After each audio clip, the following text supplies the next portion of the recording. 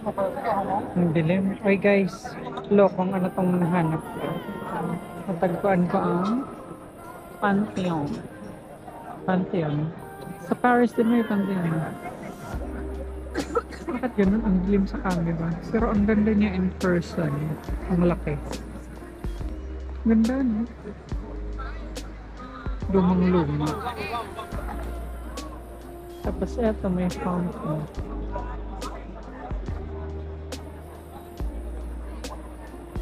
Tapos puro mga restaurant. Pansin ko sa mga Italiano, hilig sila kumain. Kumain at mag-chika. Kasi puro may mga sit and tables kung saan nakalagay. Madrid Halcos. Ang galing niya in person. Mataas pala ko yun. Parang maliit lang sa picture. Pero malaki din.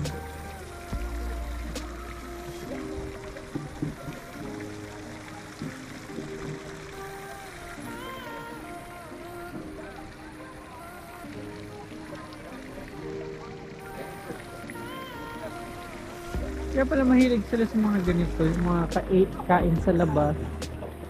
Yung ganyan yung setup, oh. Hindi masyadong maliwanag, may lighting lang na ano. Wow, ito yung magandang kuha. So, andito tayo sa Pantheon.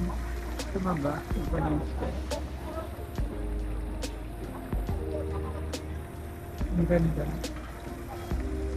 Yung building na yun, parang sobrang luma na talaga. I made it here.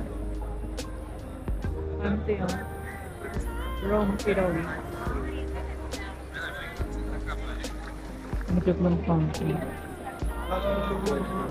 Puntahan natin sa malapit yung Pantheon. Pantheon? Brief yun, sure. Ano yun?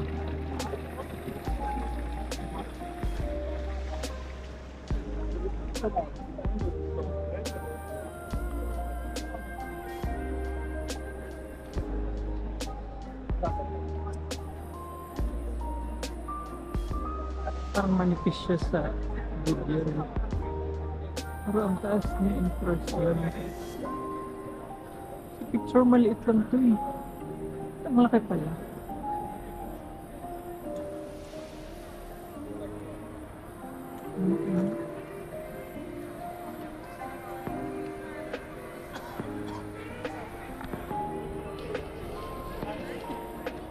Ang dilim ko na. Yung kisame niya. So, ayan lang muna guys. The reset for the Pantheon.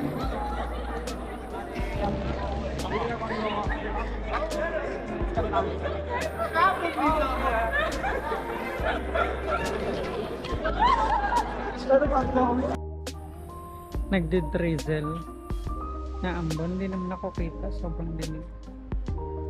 Ang ganda lang kasi ng tulay nila, oh. Parang may pagka-Paris. Hindi siya masyadong kita ng pag-gabi. In person, ang ganda. We're in Rome, and look at this building. Tawag sa building. Ganda.